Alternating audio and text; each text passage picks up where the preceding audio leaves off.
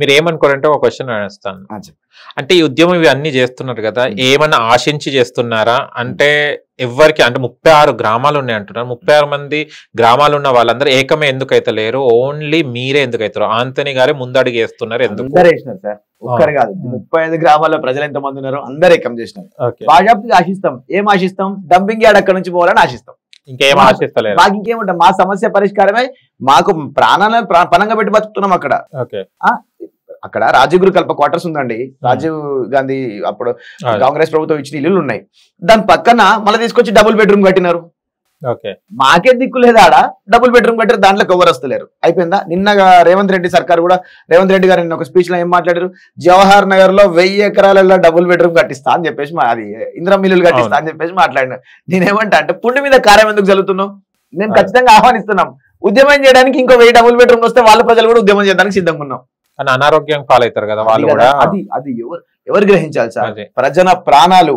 కనీసము మన కాలికి చీమ కుడితేనే తట్టుకోలేం, ఎగురుతాం. ఎర్రచీమ కుడితే కాలికి అయ్యో ఏమో కుట్టిందనే ఎగురుతాం.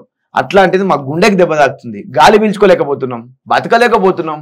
అంటే ఇప్పుడు జవహర్ నగర్ లో ఇంకా ఎకరాలు ఉన్నాయి అక్కడ. జవహర్ నగర్ లో ఈ 35 గ్రామాల గురించే మాట్లాడుతున్నాను నేను. డంపింగ్ యార్డ్ బాధితుల గురించే. ఎవరు గాలి పీల్చుకోలేడండి. 5000 నుంచి 10,000 జనాభా ఉన్నారు డంపింగ్ యార్డ్ కానుకున్న రాజీవ్ గృహకల్ప క్వార్టర్స్ లో. ఈ 5-10,000 మంది 3 కౌన్సిలర్ ఉన్నారు ఆడ. ఈ 3 కౌన్సిలర్లు పోరాటం చేస్తారు, 10,000 మంది పోరాటం చేస్తారు, అందరు చేస్తారు, ఫలితం లేదు. మళ్ళీ పోరాటం చేస్తే ఫలితం లేదు అంటున్నారు. మళ్ళీ 100 days తర్వాత ఏదైతే అమలాపాల్ గారు చెప్పడం జరిగింది, తర్వాత ప్రభుత్వం చెప్పడం జరిగింది మీకు 100 days టైం ఇవ్వండి. ఎలక్షన్స్ ముందు రాజకీయ నాయకులు వచ్చి 100 రోజుల్లో మారుస్తా అని చెప్పారు మల్లారెడ్డి గారు. 100 రోజులు 100 రోజులే కాదు సార్, 10 ఏళ్ళు అయిపోయింది. 10 ఏళ్ళు అయిపోయింది. మళ్ళీ రీసెంట్లీ కూడా మీరు ధర్నా జేఏసీ వాళ్ళు చేశారు కదా, నిరసన దీక్ష చేస్తే 100 రోజులు టైం ఇవ్వడం జరిగింది కదా. మాకెవరు టైం ఇవ్వలేదు. నేను ఒక న్యూస్ ఛానల్ మమ్మల్ని ఆశ్రయించినప్పుడు మీరే టైం ఇచ్చారా? నేను 100 రోజుల్లో ఈ జవహర్ నగర్ డంపింగ్ యార్డ్ విషయంలో ఏదన్నా ప్రభుత్వం కొలిక్కి తీసుకురాకపోతే 101వ రోజు మార్గదర్శి యువజన సంఘం మళ్ళీ ఉద్యమం చేస్తుంది. మీరే టైం ఇచ్చారు. 100 రోజులు సమయం ఇచ్చినాం. ఓకే, 100 రోజులు టైం ఇచ్చారు. అంటే 10 సంవత్సరాల చల్లి గడవంది 100 రోజుల్లో జరుగుతుందో మీరు నమ్ముతున్నారా? 10 ఏళ్ళు కాదండి, 20 ఏళ్ల నుంచి నమ్మినాం కదా. ఇంకో 100 రోజులు అవకాశం. 100 రోజుల సమయంలో ప్రభుత్వం చేస్తుందనే నమ్ముతున్నాం.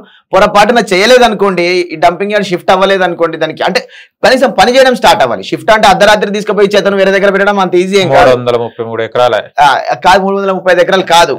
పని స్టార్ట్ అవుతుంది. అట్లీస్ట్ సర్వే చేయడం, వేరే దగ్గర ల్యాండ్స్ ఇవన్నీ చేసి కొంత ఉపశమనం మనకు స్టార్ట్ అయిందని మాకు తెలిసింది అనుకోండి. ఆధారాలు ఉంటాయి కదా, ఏదన్నా గవర్నమెంట్ ఆర్డర్ జీవోతోటే స్టార్ట్ అవుతుంది కదా.